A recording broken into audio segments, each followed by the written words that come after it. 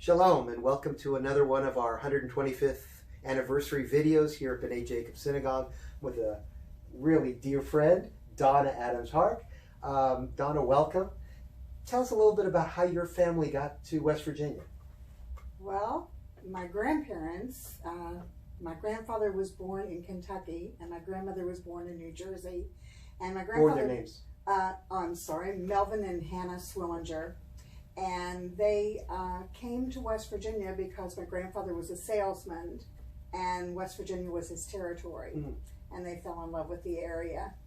My mom and my uncle were also born in New Jersey, I think at the time, so when they came over, but they were raised here in West Virginia. That's Francis Swillinger Adams, yeah, and Harry Swillinger. What? And my father, he worked for MGM and Metro Golden Mare, that's Arthur Adams, and he came here because West Virginia was his territory, and early on he lived with Lottie Canner. And the Canner family introduced my father to my mother, so that's how they came in here. Wow, so that's good. So what year was all this? When did they all start coming into this area? Do you know? Not really.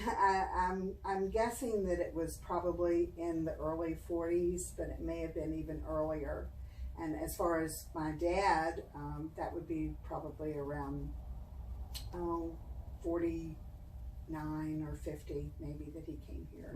Because the Adams name, Swillinger name, Hark, I mean, these are all names that are Right. very important parts of our community here. Right. My husband's, was it his grandfather, Solomon Hark, who was one of the founders of the older shul. That's right. Yeah, we're back when we were not at B'nai Jacob Synagogue of Virginia. Before that. Yeah. All I've had is B'nai Jacob. So you grew up pretty much in this complex. Yes, I did. What are some of your memories? Oh my goodness. Well, Sunday school. My favorite time is Sunday school when we first started having Sunday school when I was here. Reese every week would have assemblies in the gym, and we would learn all the songs, and we'd have competitions against. Wow. He'd have It's hard to believe it had that many kids back then if they were in the gym. Yeah, we used the gym, and we learned everything about the holidays. We learned how to do the Friday night services, all the prayers, but it was so much fun. And that was every week, and then later Rabbi Cooper changed it to every other week. So I always looked forward to the weeks when I was with Reese. Reese did all the singing. Yeah. Was Coleman Shore still living by then? Or I don't believe so. Okay, so it was Reese. Yeah, it was Reese.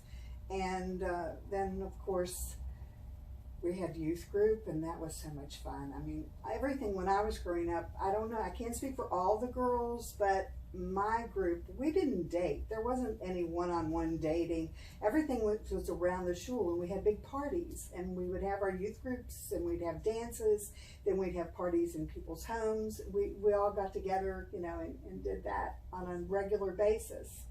And it was wonderful memories. And off camera, we were talking, I think you mentioned Girl Scouts? Oh yeah, my mother was the troop leader, Girl Scout leader. We had Girl Scouts upstairs. Wow, so they had a chapter, or I Yeah. don't know what you would call them. Over Yeah. here, they had Boy Scouts as well. I don't remember the Boy Scouts, But just the the Girl Girl Scouts. Yeah. So pretty much everything took place around here? This was life. This was home away from home. It was everything. All socialization, our religious background, everything we did was here, you know. And conclaves. I loved the conclaves. We would go, they'd rent a bus, and we would leave from the shul. This was with Reese? Yeah. And we would go to other states and spend the weekend. Of course, they were in Orthodox homes, and everything involved. We got to see how other synagogues, you know, held their services. And the three that stand out in my mind the most, the first one was in Columbus, Ohio, in Bexley, where I had my first boyfriend out of state. That was fun. And then, of course, Windsor, Ontario, Canada, because I had my first experience of going to a kosher pizzeria. Because Charleston, you didn't have any kosher restaurants, and we really didn't even have much in the way of pizzas other than Joe Fazio's, and if you kept kosher, you didn't have that. So you made your pizza at home. How long did it take to get up to Windsor in those days? It's been a long time. It was a long trip. Long It trip. was. It Even was. probably And Columbus the was boys got in trouble. Rabbi Cooper was upset with a couple of them. One of them was Freddie Gorsuchman, who I believe is a rabbi now. You know, they were playing poker in the back of the bus. Oh my God! Back then, that was a scandal. Yeah. I guess. Oh yeah, it was. Yeah, but it was fun. Yeah. Now, moving ahead a couple more generations, I guess I had the pleasure and privilege of being with your children, and Aaron and Adam. As Adam probably would be the first to tell you, we had some interesting lessons together. I bet you did. But I cherished every moment with both those boys. They did such a wonderful job. Moving fast forward, what do you remember about those bar mitzvah days? Oh wow! Well, for their bar mitzvahs, they were phenomenal. I mean, I was so impressed with everything, because when I was growing up, you know, we didn't have to worry about a bas mitzvah. I mean, and so I think that was one of the reasons Hebrew school was not Emphasized. right. I can remember coming home or going to get ready for Hebrew school, and we'd stop at Valley Bell and have an ice cream and go in, and we just wanted to make sure that Reverend Samuels didn't get upset with us, you know, during there, because all we had to do was memorize Rabbi Cooper's speeches for the confirmation and get up and present that to the congregation. So when I saw my sons performing it was amazing, just amazing. Yeah, I'm so proud of them. Everything they do. I mean, kids. I guess I'm a typical Jewish mother, because my kids are wonderful. Yeah, I mean, everything they do is just amazing. They're great kids. One of the things that I look back at some of your memories when you talk about Canaries and the gym and how packed, and obviously we don't have the number of kids we do. Right. But one of the great privileges having smaller classes is the time I get to spend with individual kids when they get ready for their bar mitzvahs. And I can attest to your great kids. So, thank you so much. Well, you do a wonderful job. Well, thank you. Well, what does B'nai Jacob, this community, this congregation, mean to you, who's really your family, is one of the founders? It is an extension of family. It is.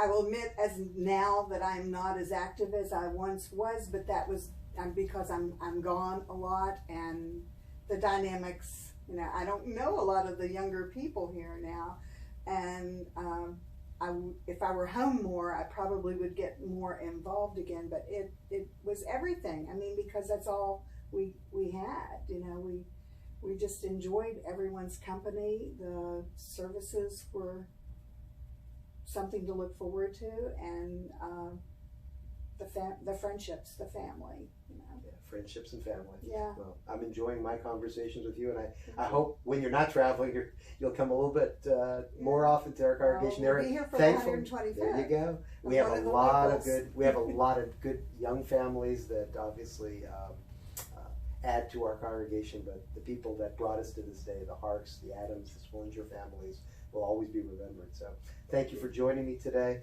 On behalf of Donna and myself, I hope you will join us for our 125th anniversary, which will take place September the 27th through the 29th. And on behalf of Donna, thank you for listening, and have a wonderful day.